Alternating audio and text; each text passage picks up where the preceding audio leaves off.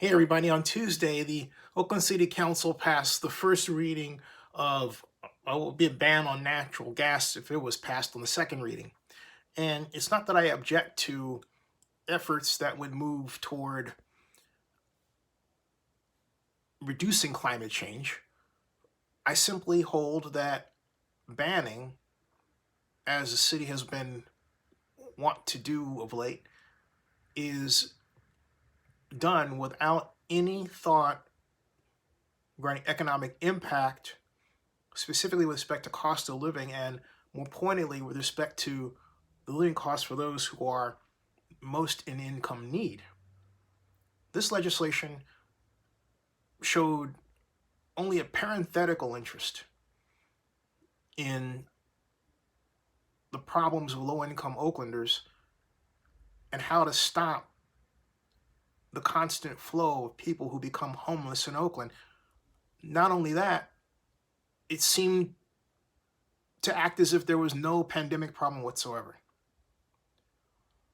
The simple fact of the matter is that, according to a number of studies, California in 2018 had one of the top 5 highest living costs for electricity in the entire country. Condemning Oakland by a ban on anything but, or a ban on natural gas in the future for new construction would guarantee a constricted market that would, under most circumstances, force energy costs up. This has already been documented. I also remind you that of the 40 cities now that have some type of natural gas ban,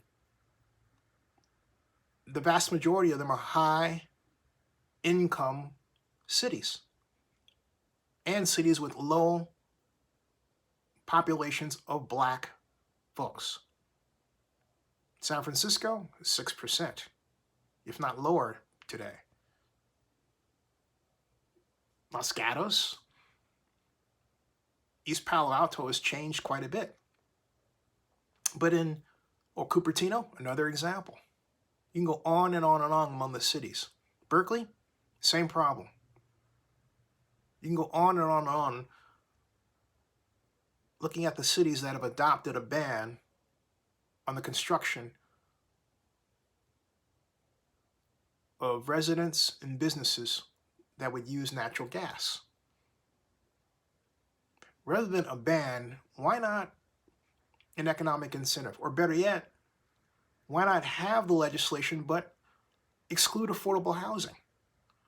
By excluding affordable housing from the legislation, what would happen is that the city of Oakland would start to incentivize the creation of more affordable housing. I think that's what should be done. I also believe that to show sensitivity to where we are at right now, not to mention the problems that we had when we got here, specifically homelessness, the city of Oakland needs to adopt for itself a rule that on legislation, proposed legislation that concerns development, an economic impact analysis be done for each and every one.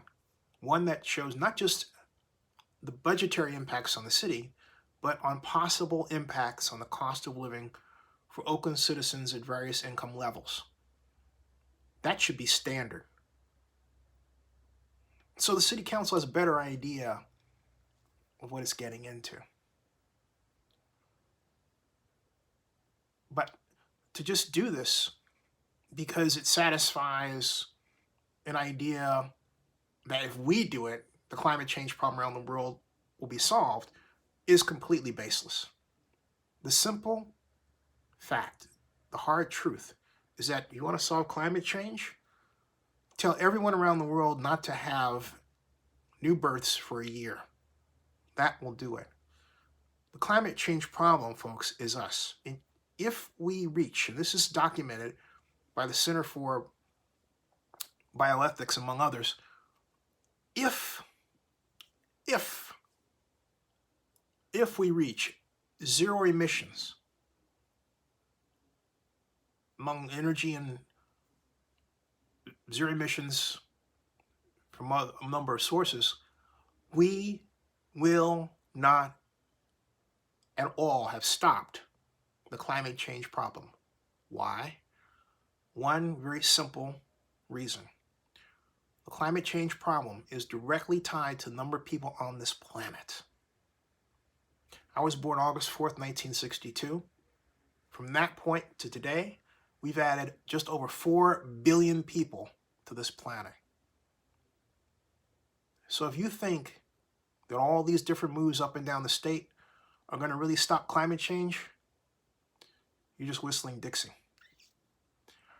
Subscribe to Zenny62 and bookmark oaklandnewsnow.com.